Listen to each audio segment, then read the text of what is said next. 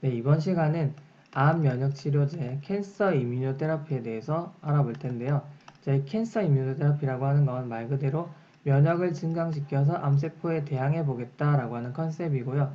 이 기본적인 면역에는 T 림프구의 기능 항진이 굉장히 중요합니다. 왜냐하면 이 T 림프구에는요, T 헬퍼셀도 있을 것이고 사이토톡식 T 림포사이트라고 하는 세포 독성 T 림프구가 있습니다. 자, 이게 바로 총칼을 들고 이제 암세포라고 하는 적과 싸우는 전사, 군인으로 생각해 주시면 되고요. 그 다음에 이 T 헬퍼 셀은 이걸 이제 물심양면 돕는, 자, 좀 말 그대로 도움을 주는 세포고요. 그 다음에 이 자체가 또 항체를 만들어내는 B셀, 이걸 이제 활성화시키는데도 도움을 줍니다. 그래서 이 T 헬퍼 셀은요, 체액성 면역 그리고 세포성 면역에 모두 관련을 하고 있습니다. 그래서 어쨌든 이 중요한 T셀 집단 있죠. T헬퍼 셀이라든지 CTL 이런 것들을 액티베이션 시키는 게 우리 암 면역 치료제의 핵심입니다. 그리고 이를 조절해 주는 게 바로 이 활성을 조절하는 게 면역 체크 포인트라고 하는 게 있죠. 이뮨 체크 포인트라고 하는 게 있는데요. 면역 관문이라고 합니다. 여기에 대해서 제가 좀 설명을 드릴 거고요. 이걸 이용한 게 바로 우리 암 면역 치료제입니다. 자, 그러면 일단 우리 몸에는 어느 정도의 암세포가 있습니다. 그쵸? 자, 그 암세포에 대항해서 우선 1차적으로 1차 방어선에 있는 군인들이 얘를 때려 잡았습니다. 그래서 이 암세포를 이 대직세포가 막 씹어가지고요. 항원을 절편화낼 수가 있고요.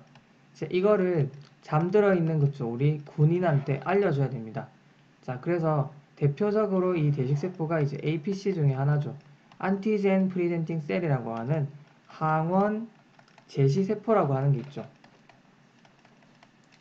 자, 그래서요, 얘가 이런 이제 항원을 조각조각 내서 이렇게 제시합니다. 바로 MHC 분자를 통해서 이렇게 조심스럽게 접근을 하거든요. 자, 왜냐면 이런 이제 비정상 세포를 인식해서 죽이는 것도 중요하지만요, 우리 자기, 즉 아군 있죠. 아군으로 판명된 정상세포에 대해서도 공격하면 안 되기 때문에요. 자, 이렇게 이제 항원을 조심스럽게 제시하게 됩니다. 그래서 이 T셀이요. 이걸 이제 TCR, T셀 리셉터를 통해서 이렇게 정보를 받아들이게 됩니다. 자, 이거는 이제 1차적인 인식일 뿐이고요.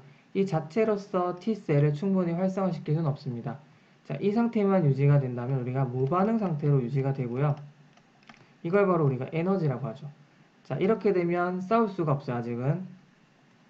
자, 그래서 우리가 공동 자극이라고 하는 게 필요한데요. 이런 활성화된 항원제시 세포에는 B7이라고 하는 막 단백질이 발현이 되어 있고, 여기에 이제 우리가 T셀도 같이 상호작용해 줄 수 있는 CD28이라고 하는 게 있습니다. 자, 이들이 이제 만나게 되면요, 추가적인 액티베이션 신호를 전달할 수가 있게 되고요. 그렇게 되면 아무래도 충분히 액티베이션이 된다라고 할 수 있는데요. 자, 안타깝게도 자, 우리가 이렇게 이제 활성화시키는 면역을 증강시키는 것만 있으면 안 되겠죠. 자, 우리가 충분히 이제 뭔가 이제 전쟁 상황이 잠잠해지면 억제를 또 시켜야 되겠죠. 그래서 당연히 억제 신호도 있습니다. 이 B7이라고 하는 게요. 이런 CD28뿐만이 아니라 CTLA4라고 하는 거랑 또 이제 상호작용을 할 수가 있는데요. 이렇게 이제 만나게 되면 억제 신호가 가게 됩니다. 자, 그런데 이 우리 몸 안에 이제 암세포가 침범한 상태에서 이 CTLA4 별로 달갑지가 않아요. 일단은 면역을 증강시키고 싶은 건데, 그쵸? 이 T셀이 억제 신호를 받게 되면 아무래도 별로입니다. 그래서 우리가 이 CTLA4를 억제시키는 억제제를 개발하게 됐는데요. 그게 바로 자, CTLA 이니비터, 즉 자, 우리가 전이성 악성 흑색종에서 자, 전이성 악성 흑색종에서 자, 최초로 승인된 약물이 있죠. 여보이라고 불리는 자, 이필리무맙이라고 하는 게 있습니다. 이필리무맙. 자, 이게 바로 CTLA4를 차단시켜서 그쵸, 이런 억제 신호가 가지 못하게 막는 그걸 이제 이용을 한 거고요. 자, 우리가 또 다른 게 있습니다. 자, 암세포가 역시나 얘도 이렇게 이제 T셀과 상호작용을 할 수가 있는데요. TCR, 그리고 얘도 이렇게 이제 MHC 분자를 통해서 접근을 할 수가 있습니다. 자, 그리고 이제 추가적으로요. 이 암세포가 야, 나를 죽이지 마. 자, 그런 걸 이제 발동을 하는데요. 바로 PDL1이라고 하는 게 있습니다. 프로그램드 셀 데스 라이간드 1이라고 하는 건데요. 자, 이걸 또 T셀이 받아들일 수 있는 게 있습니다. PD1이라고 하는 게 있거든요. 자, 그래서 이 둘이 만나게 되면요. 억제 신호가 가게 되면서 이 암세포가 좀 사멸이 안 됩니다. 그러니까 공격을 안 하게 되는 거죠. 굉장히 꼴사납죠. 그래서 이거 역시도 우리가 각각 차단해 줄 수 있는 게 있습니다. 자, 그래서 먼저 이 PD1을 억제시키는 게 있을 텐데요. 바로 니볼루맙이라고 하는 게 있습니다.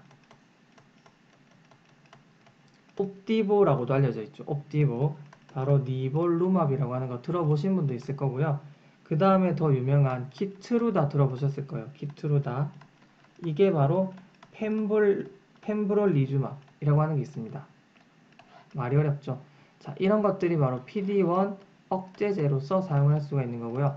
그 다음에 PDL1을 억제할 수가 있는 게 있는데요. 바로 자, 뭐 바벤시오라고 하는 게 있습니다. 이게 이제 아벨루맙이라고 하는 게 있거든요. 아벨루맙. 그리고 아테졸리주맙. 그쵸? 말이 다 어렵죠. 아테졸리주맙. 이런 것들이 바로 PDL1 억제제로서 사용할 수가 있는 겁니다. 자, 어쨌든 공통적으로 다 이 T셀의 억제 신호를 막겠다. 그래서 어떻게든 액티베이션 시켜서 암세포랑 싸우겠다라고 하는 거죠. 그래서 이 처음에 이 대식세포가 전해준 항원의 전달, 그죠? 이 항원의 정보를 통해서 얘네를 가지고 있는 암세포를 최대한 잡아서 족쳐주세요. 라고 하는 거죠.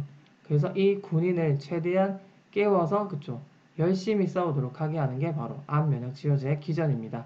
자, 어느 정도 이해가 되셨죠?